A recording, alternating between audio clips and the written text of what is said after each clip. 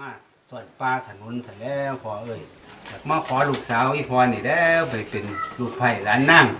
อีพอสิว่าจังได้มาราคาแพงปานใดลูกสาวกบเพิ่นหนังมาดค่าหลายลูกสาวปลายเพิ่นหนังมาดค่าท่วมสร้าง4ถ้วย3ลูกสาวกบก็จะได้หลายลูกสาวปลายก็จะนั่นธรรมดาไปก็ได้500,000เพิ่นแล้วเจ้าสิว่าจังได๋มันบ่หลายคนคนบ้านหนึ่งเมืองเราบ้านว่าเล็กน้อยมันก็มาหักกันมาโดนแล้วพอจะขาเงินบ่ได้บ่พ่อก็สิบ่ยอมเพิ่นดอกคือลูกข่อยก็เป็นครูเป็นหยังเรียนจบมาจนเป็นครูเสียเงินก็เสียหลายแล้วก็จะได้ค่าดองหลายยื่นแล้วเจ้าสิว่าจังได๋เสียงคนสาคุมเนื้อคุมตาว่าคอยขอสร้างบ่ได้น่าอายหมู่กองเหลือเกินเสียใจเต็มที่ก้มหน้านี้ตั้งแต่ก่อนคืนบ่อยู่ไปฮอดมื้ออื่นน่าอายคนเขาสิเว้าใส่ขอลาพ่อแม่เก็บเอาแพ้กระเป๋าเสื้อผ้าอดกัน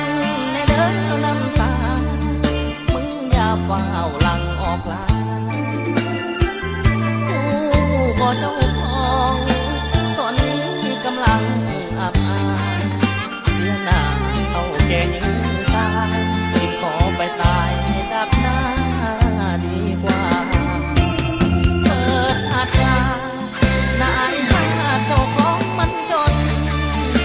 สินสอดต้องเสื้อล้นคนจนจึงได้ถอนตัวขอลาคนเดินไอ้ลาคนเดินทุนหัวสาธิบ่ได้เป็นผู้ก็ย้อนบุญหัวไอ้น้อยบ่จักลายว่าเสียงคนสาดังเบิดหมู่บ้านบ่อยู่ให้คนเขายันสู้กัดวันไปหน้าบ่ถอยเป็นหมดเพียงที่เฮาขอสาวแล้วปอนโอ้ข้าเจ็บคำแท้คอย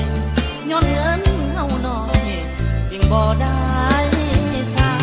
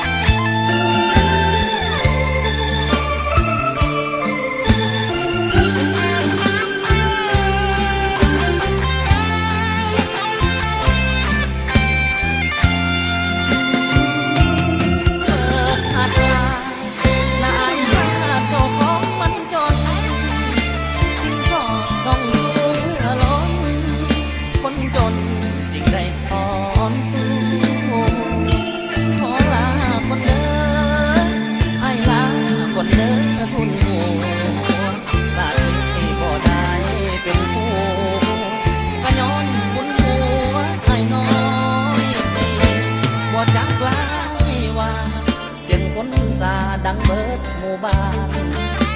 บ่อยู่ให้คนเขายันสู้กัดวันไปหน้าบ่ถอยเป็นหมดเพียงที่เฮาขอสาวแล้วปอนโอ้ข้าเจ็บคำแท้คอยย้อนเงินเฮาน้อยยิ่งบ่ได้